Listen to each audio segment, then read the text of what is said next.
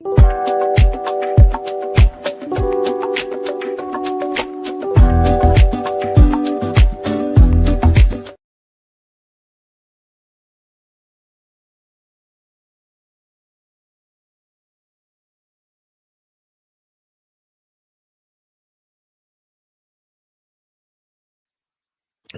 everybody, welcome to Istanbul. Nick Pallavito on the Travel Channel on Pod TV Network, and today we're going to look at some of the sights and sounds of Istanbul. So get your headgear on and let's go take a look and see what we have today.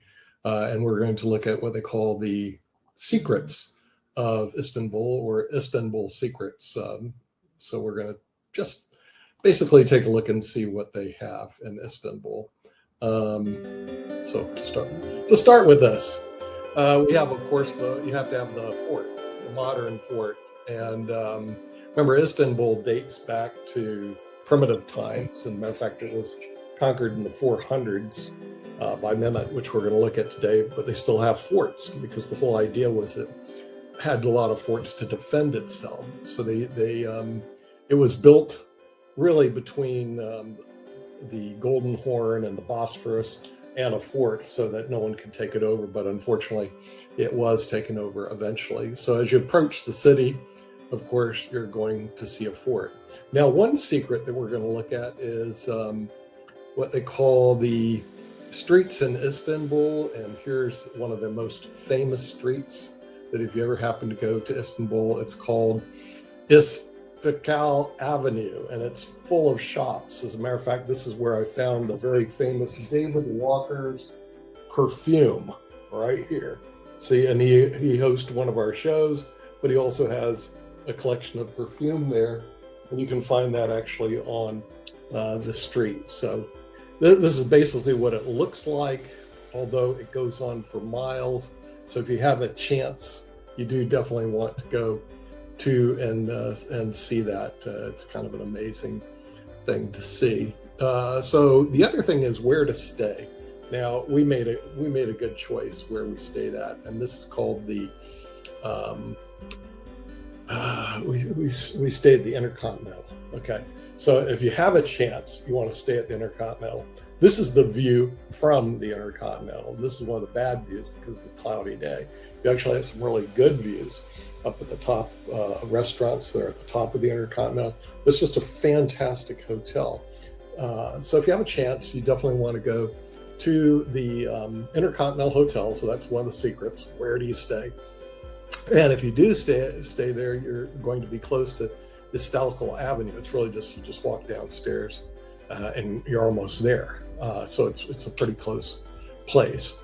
And the other thing that you're close to, but actually it's a little bit of a far of a walk, it's not as close as you would like it to be, is this tower. And you're going to hear a lot about it. It's called Galata Tower. Now, we didn't go up the tower because the guidebooks say don't waste your money and time. And plus it was crowded, just like they said. But we're seeing yes, because the Galata Tower has history. The Galata Tower actually dates back to 1348 and even before then. So what they did is they built this tower. It's like a watchtower. It's on the other side of the Golden Horn. It's on the side where the Intercontinental Hotel is. So remember, the Intercontinental Hotel is not near the Hagia Sophia. It's not near Topkapi Palace. It's not near the Blue Mosque. That's on the other side of the Golden Horn. But in terms of a place to stay, it's a really, really good place to stay. And then you just take a cab or you take the subways in to see that. But Galata Tower is actually on the side of the Intercontinental Hotel. Now, there's another thing on the side of the Intercontinental Hotel, and this is something you definitely want to see. Dolmabahce Palace. And this place is kind of unbelievable. So if you do have a chance, you do definitely want to go to see the palace. There's Topkapi Palace, and that's what everybody hears about. But there's also this palace, and this is a palace you don't hear a lot about, but it's certainly worth seeing. And what we're going to do is to take you to the first place of the palace, which you want to look at, which is, oddly enough, it's the stairway. stairway is kind of impressive. So once you go there, you'll see this fantastic stairway that takes you up to the top of it. It's just certainly worth going to see. As a matter of fact, not only did we take a look at this place, we even got a book on it. So there's a whole book you can buy on the Machi Palace, and it'll tell you all about the history. It is the modern palace as opposed to Paki Palace, which is kind of the older palace. So just realize that'll be on your side of the street.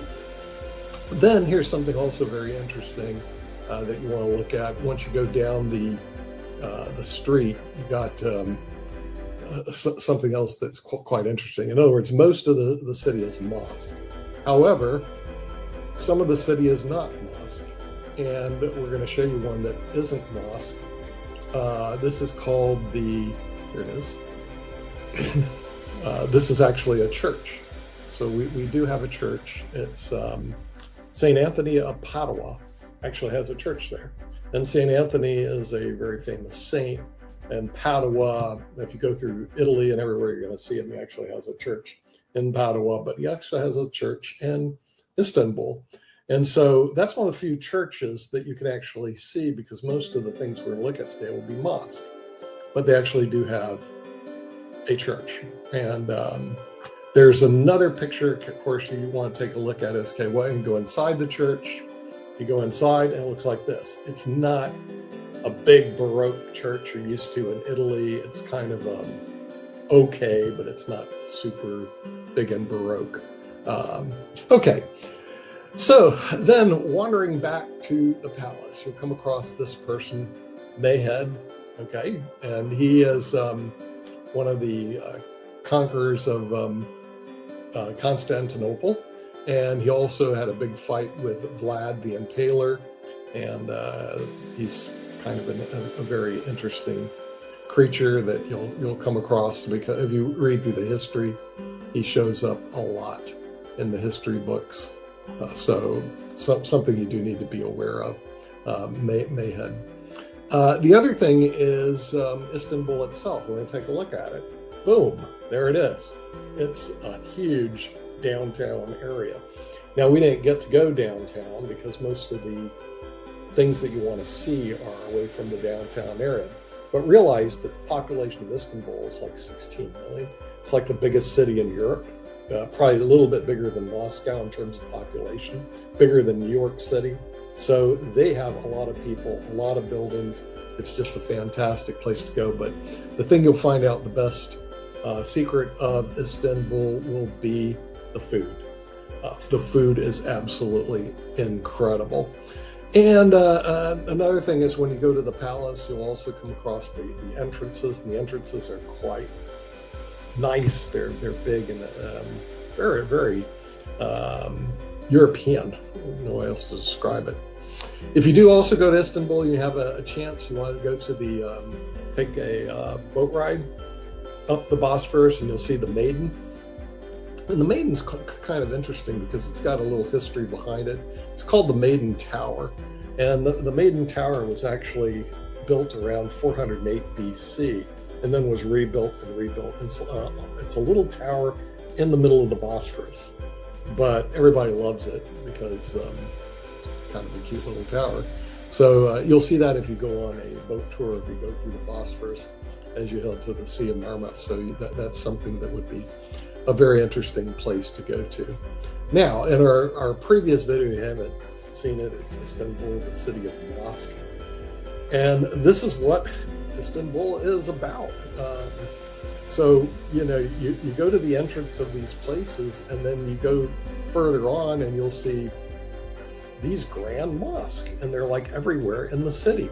And this is just one picture. This isn't even the Blue Mosque or the Hagia Sophia. It's just a mosque that's you'll find out around the city. And so we had to go check out some of the mosques. A lot of them you cannot go into, but they're certainly worth looking at. And then there's this mosque. This mosque I really liked because it's on our side. It was on the Intercontinental Hotel side, so you could actually just walk down to this mosque.